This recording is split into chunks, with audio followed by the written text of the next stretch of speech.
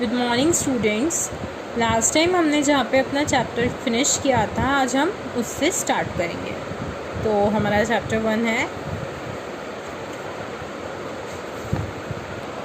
Crop production and management, और आज हम पढ़ेंगे प्रिपरेशन ऑफ सॉइल।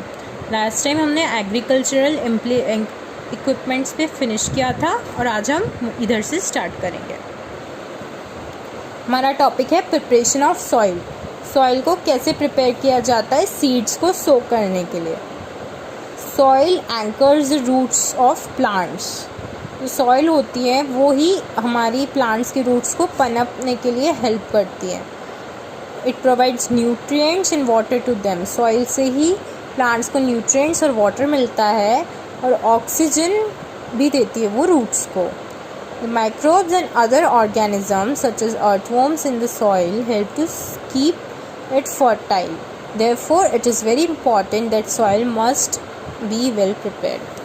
अब जो माइक्रो ऑर्गेनिजम्स होते हैं सॉइल में और अदर ऑर्गेनिजम्स होते हैं वो सॉइल को फर्टाइल रखने में बहुत काम आते हैं। जैसे कि अर्थवर्म, जो केचुए होते हैं, आपने देखे होंगे, वो सॉइल को बहुत फर्टाइल बनाते हैं और उनको फार्मर्स फ्रेंड भी कहा जाता है। जो केचुए होते हैं, अर्थवर्म्स होते हैं, उनको फार्मर्स फ्रेंड कहा जाता है क्योंकि वो सॉइल के लिए बहुत बेनिफिशियल होते हैं।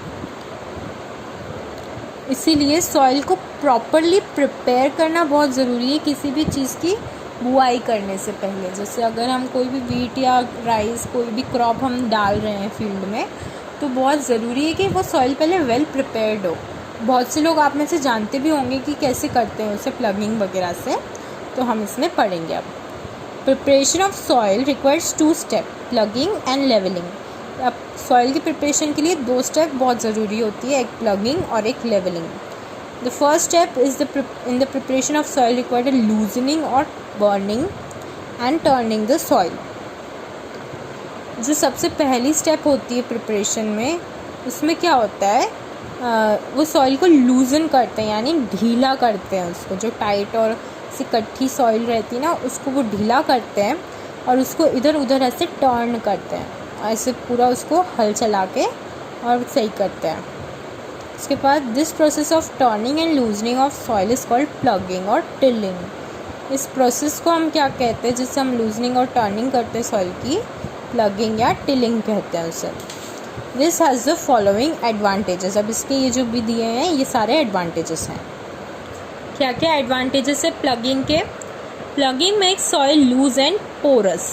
प्लगिंग से सॉइल लूज बनती है यानी ढीली बनती है, और पोरस यानी छेदीली बनती है, जिसकी वजह से वाटर अंदर तक जा सके। तो प्लगिंग से सॉइल ढीली और छेदीली होती है।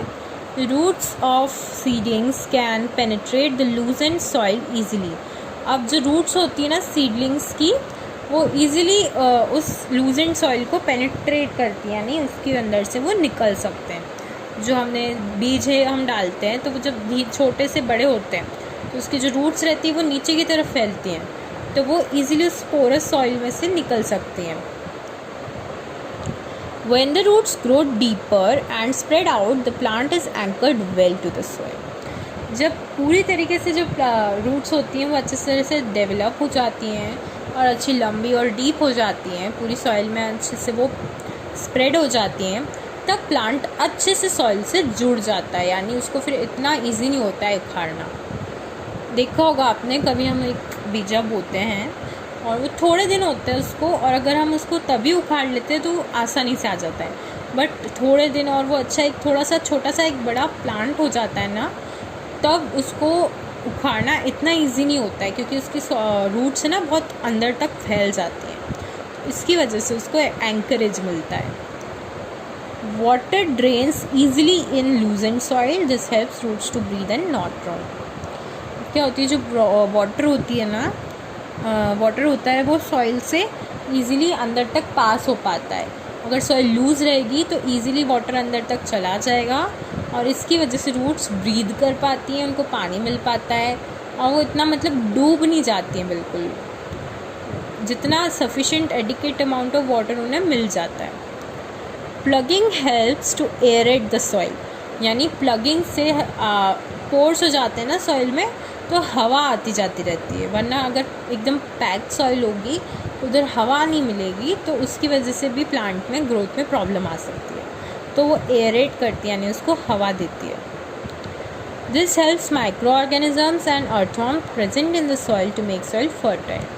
और ये एक कारण इसका ये भी होता है कि जो माइक्रो ऑर्गेनिजम्स रहते हैं सॉइल के अंदर, जैसे कि दूसरे माइक्रोब्स और अर्थवर्म्स जो अंदर रहते हैं, प्रेजेंट रहते हैं सॉइल में, उनको भी वो इजीली मतलब इजी पड़ता है। अगर एयरेटेड होगी सॉइल तो वो जी पाएंगे उधर और अच्छे से सॉइल को फर्टाइल कर पाते हैं। Fertilisers and manures can be mixed well with the loosened soil. जो लूजेंट जो ढीली सॉइल रहती है उसके साथ फर्टिलाइजर्स और मैन्योर्स को अच्छे से मिक्स किया जा सकता है। अगर टाइट सॉइल रहेगी और कड़क रहेगी तो उसको ईजिली मिक्स करने में बहुत प्रॉब्लम आएगी। तो फर्टिलाइजर्स और मैन्योर को लूजेंट सॉइल के साथ ईजिली मिक्स किया जा सकता है। Plugging uproots weeds which on decomposition make the soil fertile। जो वीड्स होते हैं ना, जो अनवांटेड प्लांट्स, जो गाजर घास वगैरह उग जाते हैं हमारे क्रॉप्स के साथ साथ, तो उसमें भी प्लगिंग से वो निकल जाते हैं और वो जब एक साथ डिकम्पोज होते हैं ना, मतलब वो जब सड़ जाते हैं तो उससे हमारी सॉइल फर्टाइल बनती है। The instrument use for plugging is called a plug. अब प्लगिंग के लिए कौन सा इंस्ट्रूमेंट यूज होगा? प्लग होगा। Plug may be made of would and iron और ऑफ आयरन ओनली। प्लग या तो वुड या आयरन से बनेगा, यानी या तो लकड़ी और लोहा दोनों से बनता है या फिर सिर्फ लोहे से बनता है। For ploughing of the soil domestic animals like ox and camel are used. जो ट्रेडिशनल प्लगिंग होती है ना, मतलब जो जनरली किसान करते हैं, तो गाय के पीछे वो उसे बांध देते हैं, गाय या बैल के पीछे, और उसके बाद में वो उससे प्लगिंग करवाते हैं। और कैमल भी इसमें यूज़ किए जाते हैं डेजर्ट एरिया में। मतलब हमारे यहाँ तो आजकल ट्रैक्टर्स वगैरह चल गए, और जो ट्रेडिशनल मेथड थी ना, उसमें क्या होता था, जो प्लग होता था उसको बैल के पीछे बांध दिया जाता था, 2 बैल के पीछे, और वो उसे खींचते थे। तो वो जब चलते थे ना, तो उसके पीछे पीछे वो प्लग चलता था और वो पूरी सॉइल को अच्छे से लूजन कर देता था। Now in big farms, tractors are used for plugging with a cultivator which saves time and labor for plugging manually। अब आजकल जो बड़े बड़े फार्म्स होते हैं ना, उसमें आजकल कल्टीवेटर चलता है। कल्टीवेटर और ट्रैक्टर दोनों के साथ में प्लगिंग की जाती है, और इससे क्या होता है, टाइम भी सेव होता है, और जो लेबर जो मतलब पैसा देके हम लेबरिंग करवाते हैं, जिससे प्लगिंग करवाते हैं, तो उनको पैसा देने का वो पैसा भी बचता है। तो मनी और टाइम वो दोनों सेव करता है। Process of making soil surface even and smooth is called levelling.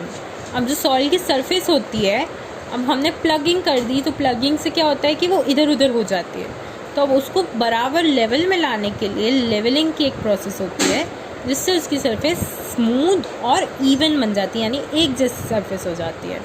The process is done with the help of wooden soil leveller.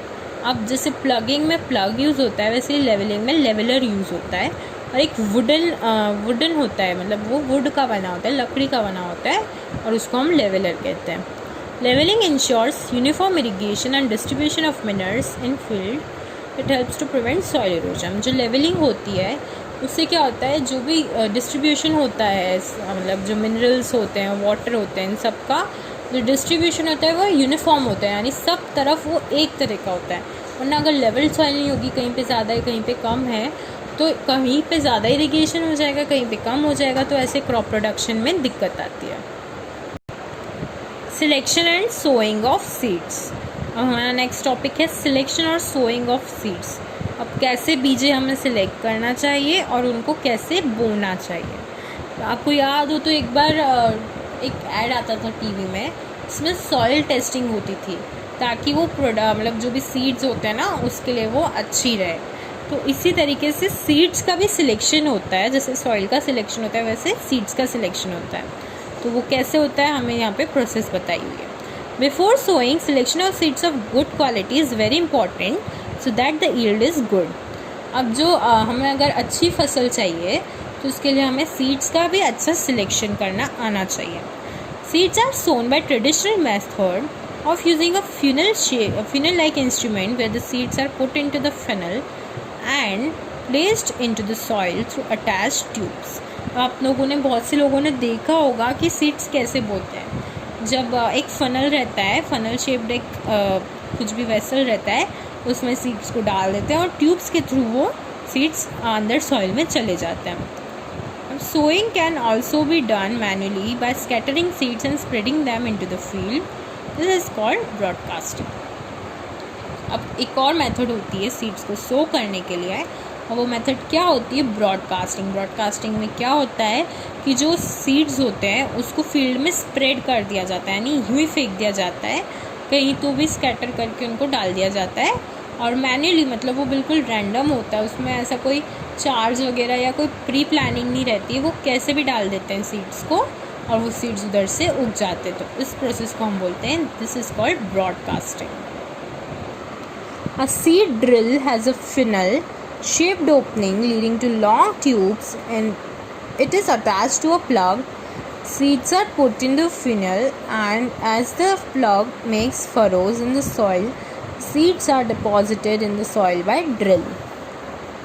जो सीड ड्रिल होती है उसमें क्या होता है कि फिनल शेप्ड ओपनिंग होती है उसकी, और उससे लॉन्ग ट्यूब्स रहते हैं अंदर सॉइल में पेनिट्रेट करते हुए, और वो सब क्या कैसे अटैच होता है? एक प्लग से अटैच होता है. तो जब सीड उस फिनल में डाले जाते हैं तो वो प्लग क्या करता है? जो सॉइल को लूज़ कर देता है, तो सीड्स ईजिली उस फिनल से सॉइल के अंदर चले जाते हैं और उस ड्रिल के थ्रू वो डिपॉजिट हो जाते हैं सॉइल के अंदर. Seed drill sows the seeds at equal distance in proper depth. अब सीड ड्रिल एक मशीन है. अब अगर हम ट्रेडिशनली भी बुआई करने जाएंगे तो कहीं ना कहीं हमें दिक्कत आ ही जाएगी, लेकिन जो मशीन होती है उसकी हेल्प से ईजिली हो जाता है और यूनिफॉर्म होता है. जो भी होता है सब यूनिफॉर्म है, मतलब यूनिफॉर्म मतलब एक जैसा होता है. एक जैसे डिस्टेंस पे सीड्स को बोआ जाता है, जिसकी वजह से फसल भी एक जैसी आती है. और इक्वल डेप्थ, जो जितनी अंदर डालना चाहिए उतनी ही अंदर डाला जाता है. ऐसा नहीं कि कहीं ज़्यादा अंदर है कहीं बाहर है, ऐसा कुछ नहीं होता है. एकदम यूनिफॉर्म चीज़ें होती है. This ensures that seeds also get covered by soil after sowing. अब बोने के बाद सीड्स को कवर भी करना पड़ता है सॉइल से, तो ये सब वो इजीली उसकी वजह से हो जाता है. किसकी वजह से? सीड ड्रिल की वजह से. और अगर सीड्स अंदर तक नहीं जाएंगे तो बर्ड्स उनको खा जाते हैं. बर्ड्स जो पक्षी रहते हैं ना, उनको दिख जाते हैं सीड्स ऊपर पड़े हुए, तो वो उसको खा जाते हैं. इसलिए उसको बचाने के लिए भी उनको ऊपर से सॉइल से कवर अप करना पड़ता है. अब ट्रांसप्लांटेशन. ट्रांसप्लांटेशन क्या होता है? It is a process of transferring healthy seedlings from the plot to the main field.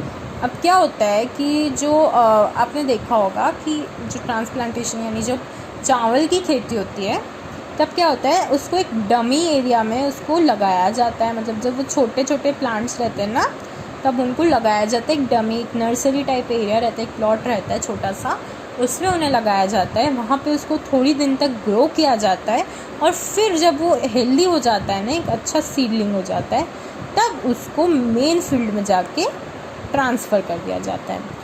Transplanting is common in the cultivation of paddy and vegetables. Paddy क्या होता है? राइस. राइस को पैडी भी कहते हैं. और जो दूसरी वेजिटेबल्स होते हैं उनके लिए भी ट्रांसप्लांटेशन किया जाता है. During transplantation, seedlings are planted in a well-prepared field at a proper distance in rows. This ensures that plants are able to receive sufficient light and water and space.